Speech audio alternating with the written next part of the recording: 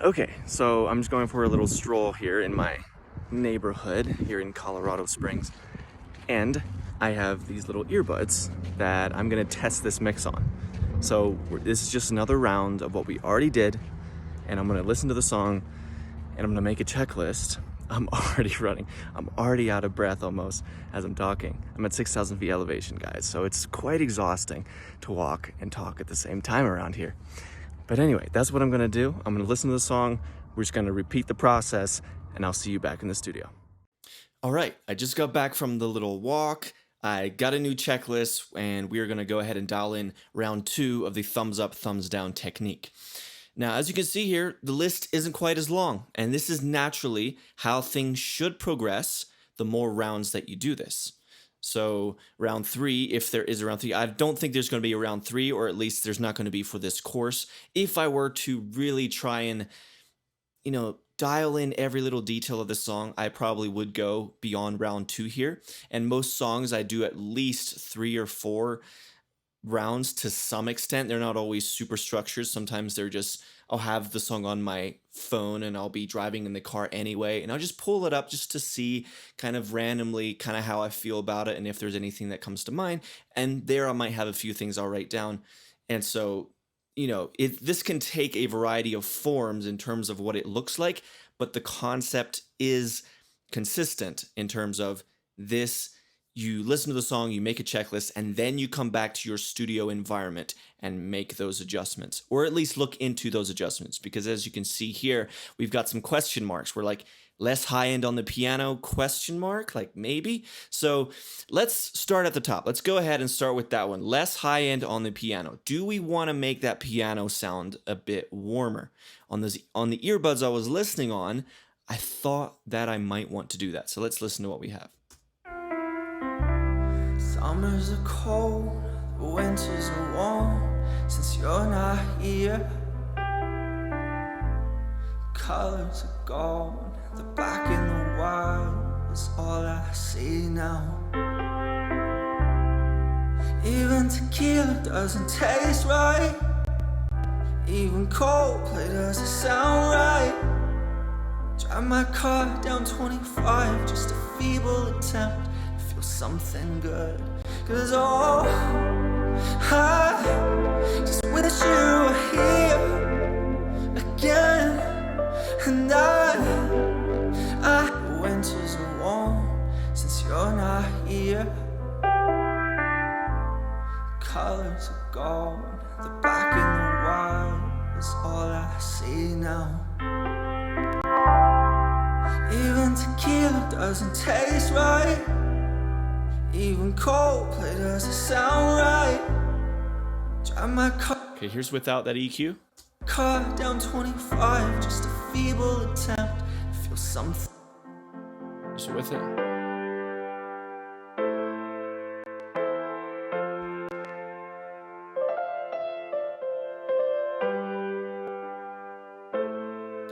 See, this is one of those things I'm finding very interesting, because in my studio headphones right now, it's the difference here doesn't seem that like it's going to do anything, but I know that if I listen on those earbuds, and most times earbuds and those sorts of headphones, they will favor those high frequencies. And if your mix is harsh, it'll really come through in that environment. And that's just another reason why it's so important to reference multiple speakers and to make sure that your mix sounds good across everything.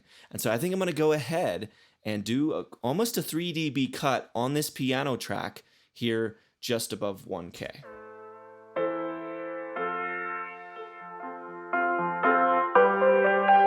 Unless I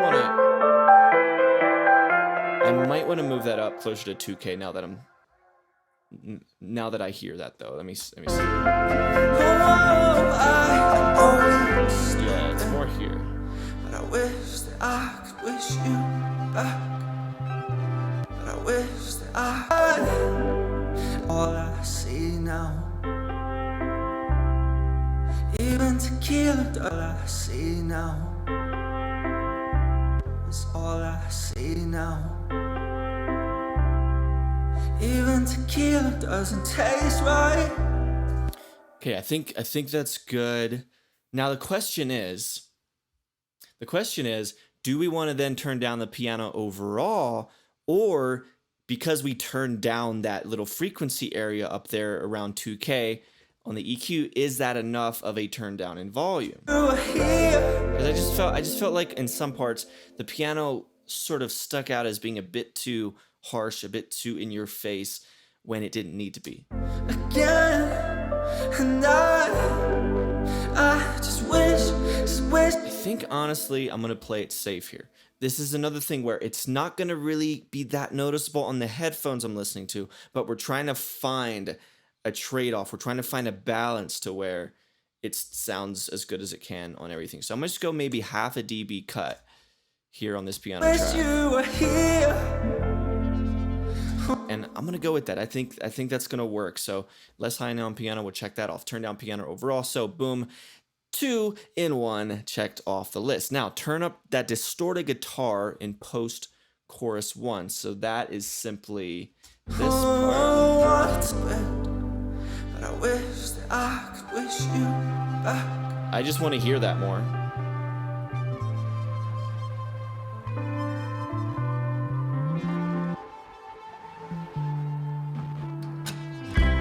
These pictures on my phone deleted, but I wish that I could wish you.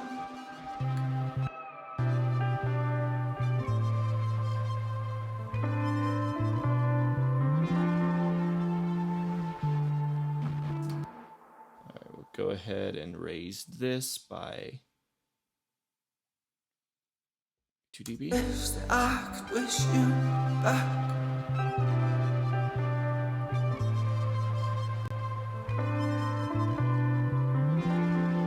I know it's stupid, but I wish that I could wish. Okay, that little part there. It's cool, but it comes in a bit of a sudden fashion, so I'm gonna fade that in a little bit. We'll see how that works. Wish that I could wish you back. There we go.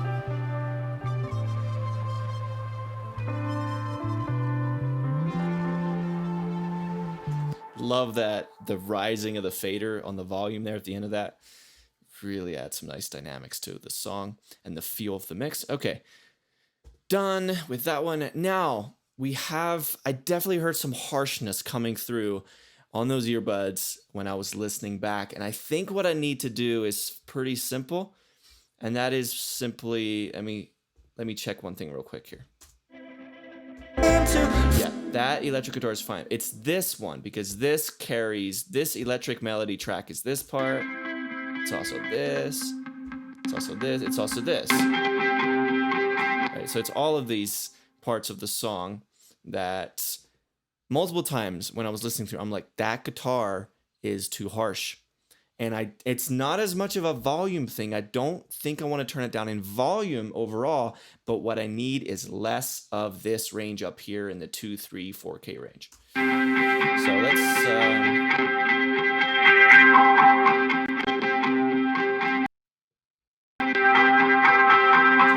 oof, almost thought my computer crashed on me for a second. I was not gonna be a happy camper. Okay, this is what we got here.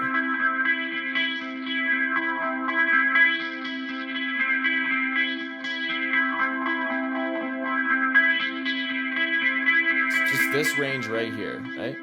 We'll just turn this down overall.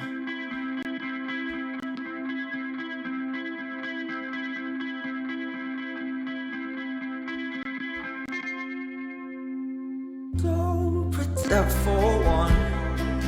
One time you want.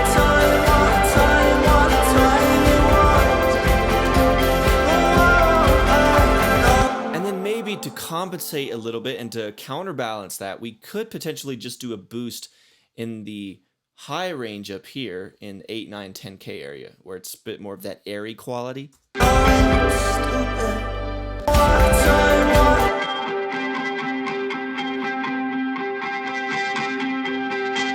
See, this area up here, it's not piercing, right? This is kind of piercing, right? But this is more of that's it, right? It helps with clarity, so I'm just gonna do this little thing here. there honestly isn't a whole lot, or there aren't a whole lot of frequencies to even boost, and that's why this boost is actually having less of an impact than this cut is, even though the boost looks bigger. It's because there's less of those frequencies to begin with. So as you can see, there's this dramatic fall off here. But I think that's good. I think that's gonna work. Pictures on my phone deleted. We're just balancing things out. And so electric guitar too harsh, electric guitar too harsh, and final chorus, those are actually on the same track that we just did. So there's only one more thing on this checklist, and that is turn down the lead vocal slightly with a question mark. And this is just another thing I heard. I was feeling like that lead vocal was sticking out, not by much, but maybe a little bit too much. I just wish you were here. I think I want to do two things here. I think I do want to turn down the lead vocal ever so slightly, but I also think I want to make a tiny cut in the same range as where we made those cuts on those electric guitars. This overall mix just has a little bit too much of that, I think. So let's come into this lead vocal, and we're at plus 2.7 on this lead vocal fader right now. So let's just turn it down by 0.5 dB and see if that gets us where we want to be. Oh, what a time, what a time, what a time, what a time it was. Oh, I know it's stupid. I think if we combine the 0.5 dB cut there with an EQ, that could give us what we want. So let's see what we have here. Even tequila doesn't taste right. Even Coldplay doesn't sound right. Drive my car down 25, just a feeble attempt to feel something good. 'Cause oh, I just wish you were here again. And I just wish you were here. Oh, what a time, what a time, what a time, what a time it was. Oh, I know it's. Oh, what a time, what a time, what a time, what a time it was. Oh, I know it's stupid. Oh, what a time, what a time, what a time, what a time it was. Oh, I know it's. Just wish you were here.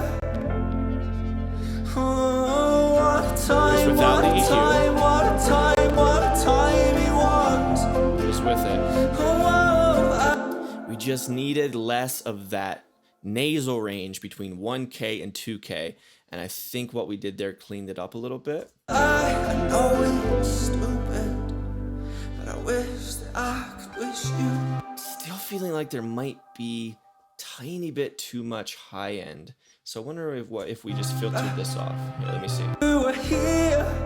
I feel like just a warmer sound would sound better. Oh, what a time, what a time, what a time, what a time it was. Oh, I know it's stupid.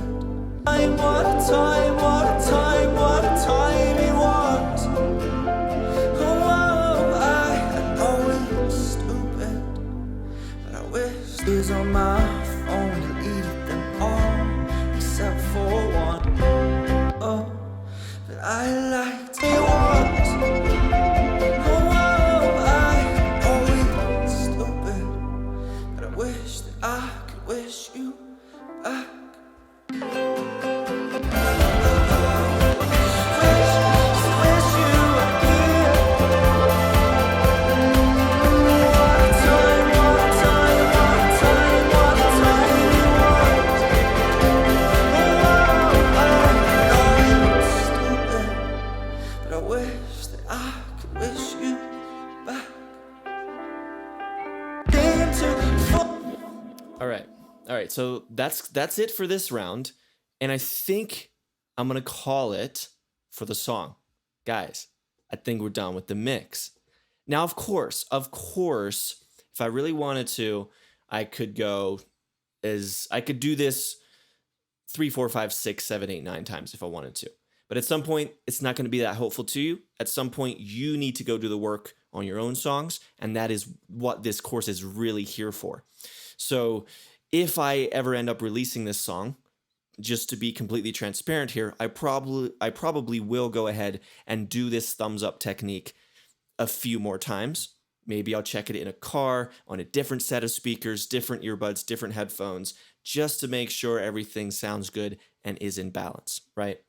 But at some point, we do need to be able to say, even though it's not perfect, because it never is, even though it's not finished, because it never is, you have to draw a line in the sand and say, I'm going to say now that it is finished. I've done my best. And at this point, any further details I add probably isn't going to make that much of a difference because of all the work I've put into it. Probably sounds pretty good. If you have been following the process that I've been walking you through throughout all these 7 steps and you reach this point, you probably about maxed out your ability at your current skill level. So then the question becomes, or the answer rather, the answer is, it's time to put this song to bed that you're working on and go through this process again with a different song, because that is where you build your skills. It's not by perfecting one song. It's by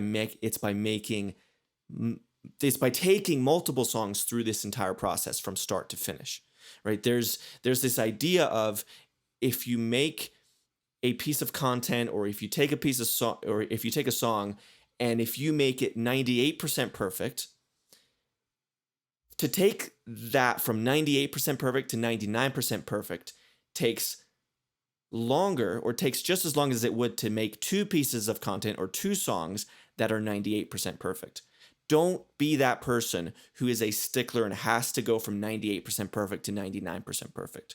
At some point, 98% perfect is pretty good. Now, it takes a lot of time and effort to get to 98%, right?